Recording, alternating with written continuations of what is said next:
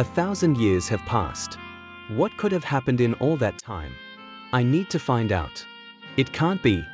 Vegeta, Trunks, Bra. They're surely no longer alive. Bulma, calm down. Wait. No. Vegeta is still there. His Ki is weak, but I recognize it. He's still alive. He pauses, his face serious. But Trunks? I don't feel him. Bra either. The nostalgia fades and his gaze hardens. On the other hand, could it be that this time I'll have a real challenge? Because I'm tired of fighting you guys. It's very boring, you're too weak, so I'm going to eliminate you right now and then go have fun with that guy. Without a doubt, that power I felt a moment ago is Kakarot's. Prepare to die. The being would prepare an energy ball with the aim of eliminating all the gods and angels once and for all. This time we are going to die. He was already bored of fighting us. Zeno-sama's brother would unleash his power. All the gods and angels were resigned, as none of them had the energy to continue, let alone stop that power. But when all seemed lost, a new being appeared and stopped that ball of energy. Absolutely everyone was surprised by the arrival of this new being, who seemed to be the new hope of the multiverse. Goku looked at them with a smile and said, "Sorry I'm late." At that moment, the ball of energy was deflected by our protagonist. Zeno-sama's brother was surprised. "But you are Kakarot. Are you the same Goku I met about 900 years ago?" "No, it was 1,000 years ago, but I am the same one." The deities still did not understand. They all needed an explanation, but a voice interrupted them. "That power I felt belongs to you? I am glad that there are still very strong beings, because these gods and angels are very weak." Enough is enough. Goku launches himself into the attack, dodging and blocking every blow from Zeno-sama's brother. Every blow they exchange shakes entire planets, and fragments of broken worlds fall like rain around them. Meanwhile, the gods and angels watch silently, regaining some strength as they watch Goku fight.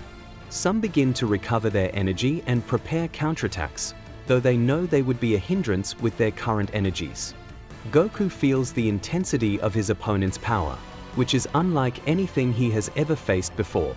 He is fast, brutal, and each clash seems to alter the very fabric of the universe. Zeno-sama's brother was happy. "I am finally enjoying a battle," he said with a smile. "By the way, what is your name?" "My name is Goku." "Then you will have the honor of being eliminated by the great Yong Khan." What a strange name.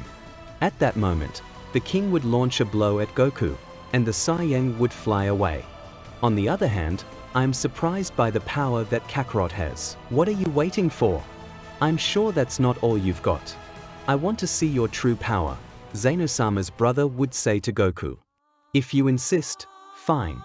At that moment, our protagonist would let out a loud cry that would be heard throughout the entire place. Goku's roar would be heard beyond the universe, crossing multiverse and divine realms, awakening entities that had never felt fear until now. Beerus steps back, incredulous. It can't be that Ki is breaking the very laws of creation. Weiss smiles, although his eyes reflect a glimmer of concern. After 1,000 years in hibernation, it seems that Goku absorbed more than just rest. Goku's aura changes, and Zeno-sama's brother opens his eyes seriously for the first time. "Impossible! How can a mere mortal?" Goku interrupts him, his voice firm and his eyes shining, silencing everyone. "I am not a god, nor an angel. I am a Saiyang who surpassed his own limits." The clash of energies between the two begins to distort reality, and the gods feel that a single collision could erase history itself. Zeno-sama's brother smiles with excitement for the first time in eons. "That's what I like to hear. Make me feel alive, Saiyang." In an instant, he disappears, reappearing in front of Goku with a movement so fast that even Weiss can't follow it. His fist crashes into Goku's chest, but he stops it with one hand. The shockwave destroys mountains, nearby planets, and even the very fabric of space. The void curves as if it were about to collapse. Goku grits his teeth, his new form shining brighter than ever. With a twist, He throws the enemy backwards and, before he can react, appears behind him. This is just the beginning. He connects with such a brutal kick that it pierces several dimensions, breaking the walls between universes. Zeno's brother gets up laughing, blood running down his immortal face. Incredible! No one has hurt me in millennia. This is getting more and more interesting. He hurt him, and the deities would regain hope. On the other hand, this time I'll show them how fearsome a king can be. The demon would let out a loud cry that would shake the multiverse. He's a monster, Yong Khan. He would launch himself at Goku again. The Saiyang would take many blows. A smile would appear on our protagonist's face. It's been a long time since I've had this much fun. I say the same thing, you have to fight until one of you dies. The blows didn't stop. The Saiyang would jump back, unleashing his legendary power that all his friends would immediately recognize. I will do the same. Zeno-sama's brother would create a ball of energy. It would be the end of everyone if those powers collided. The deities were terrified. Goku would immediately unleash his power, as would Yong Khan. The energies would collide with indescribable violence. Space itself would tremble, and nearby planets would be swept away by the shockwave. The gods, unable to approach, would watch in fear as the fate of the multiverse unfolded. Incredible, whispered Beerus. That mortal is resisting Zeno-sama's brother. Zeno's brother, Yong Khan, smiled furiously as his sphere of power pressed against Goku's. Is that all you've got, Saiyang? I'm going to erase your existence along with this universe. I won't give up, even if I have to break my limits again. Suddenly, a glow began to envelop Goku. His aura surpassed that of any previous transformation. The clash of energies became even more violent, tearing apart entire dimensions.